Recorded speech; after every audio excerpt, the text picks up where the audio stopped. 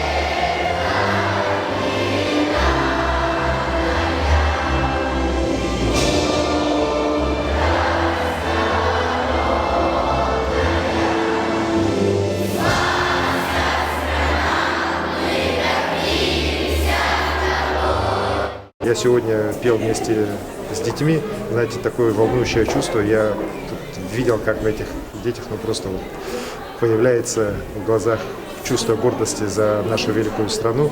Уверен, что это одна из таких форм воспитания патриотизма, яркая, простая, но она очень существенная.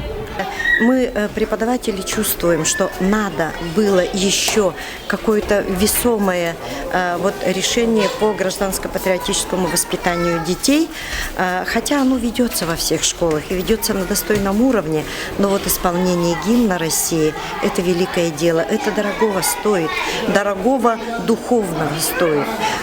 Вчера, когда мы готовились к этому мероприятию, все дети были наполнены чувством какой-то такой особой радости. Все готовились, все повторяли слова гимна Российской Федерации и сегодня просто от души его исполняли. Поэтому решение совершенно правильное. Я бы даже сказала, оно ожидаемое, давно ожидаемое.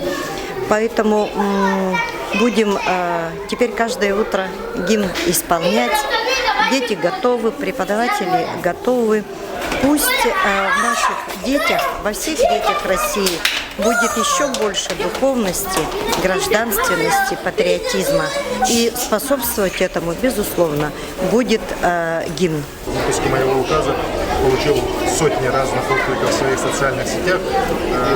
Вы знаете, я очень с народом много общаюсь, напрямую общаюсь, и многие мои начинания иногда критикуют, иногда люди чем-то недовольны. Но по этому указу, знаете, подавляющее большинство людей не то что довольны, они все поддерживают, они очень рады, что такое наконец начинание появилось. Говорят, почему до сих пор такого не было, чего мы ждали, почему мы этого не делаем, почему там в Америке поют, почему в Казахстане поют, почему в Турции поют, а мы в стране нашей наш великий гимн не можем исполнять. И, конечно, я рад, что сегодня абсолютно практически во всех муниципальных образованиях Якутии, сегодня с утра как раз во всех школах прошли линейки с участием и руководителей районов, руководителей населенных пунктов, на которых исполнялся гимн нашей великой страны.